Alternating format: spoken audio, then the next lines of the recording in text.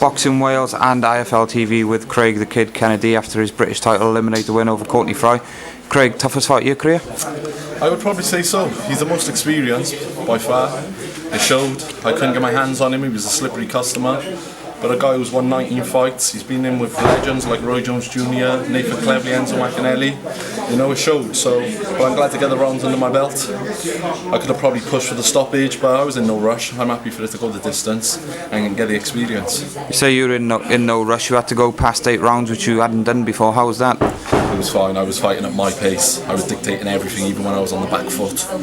But again, like I said, I take my hat off to Courtney Fry. Credit to him. He's a tough, slippery customer. He's experienced, and I thought he'd slow down a little bit more than he did. So I take full credit to him for coming down and putting on a performance for the Welsh public. The knockdowns were the difference on the scorecard. Did you think it was that tight at the final bell?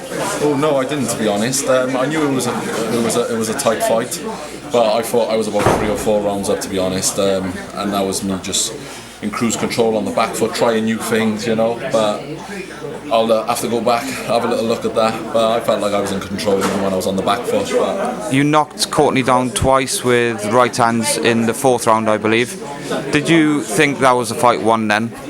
Or, you know, credit Courtney for coming back the way he did? Yeah, I knew that I'd win the last couple of rounds.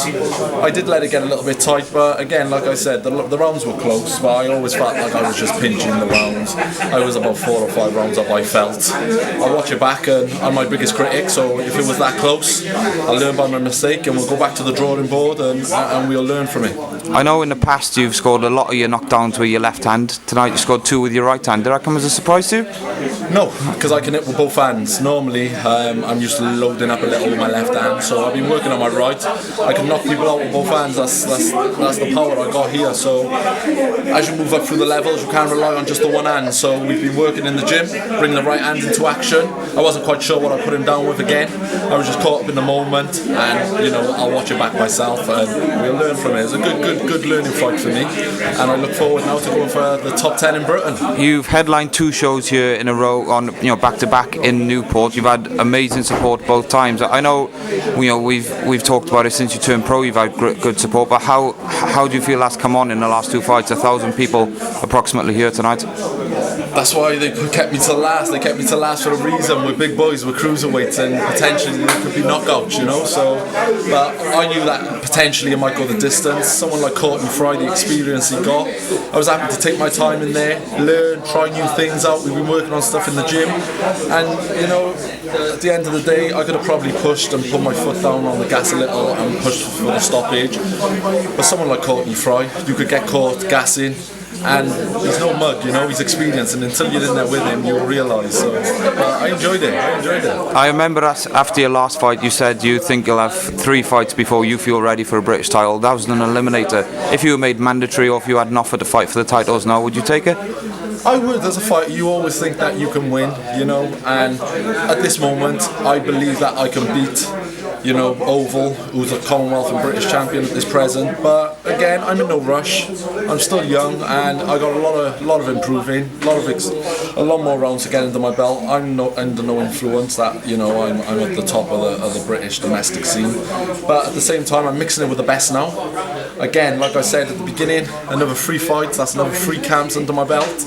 I'm learning every day, so I look forward to it. Plenty of rumours that Matchroom are coming back to Cardiff in September. Do you hope to be a part of their plans next time? Yeah, well, I've recently seen Eddie Hearn in Vegas. He said that he's going to be watching tonight. It was one of their shows. It was a Matchroom fight pass. So fingers crossed he tuned in, and he got to see what the kid can do against an experienced, slippery fighter like Courtney Fry.